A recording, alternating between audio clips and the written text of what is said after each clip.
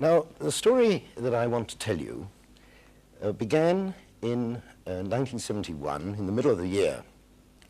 I had been going around using this model that I have explained to you in big companies, in agencies, in all sorts of places.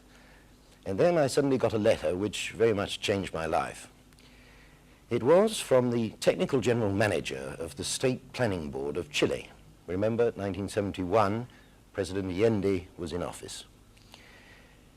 He remarked in this letter that he had studied all my works, he had collected a team of scientists together, and would I please come and take it over?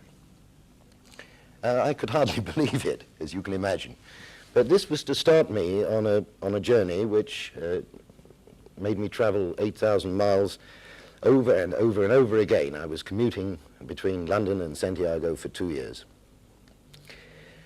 While that model of the viable system's in your mind, let me tell you what happened when I first explained it to President Allende himself. Allende was a doctor, a medical doctor, as you may know. And therefore, it was very easy to explain the model to him in terms of neurocybernetics, as the way of controlling the body. And then I went into the business of controlling the state. And so I said to him, let us suppose that these elements of the state are the big departments of state, like the foreign affairs and the economy and home affairs, so on. And then we'll have those, and the following things will happen, and then we must have a system two, and I built it up on a piece of paper lying on the table between us. Then a system three and a system four, and I got that far.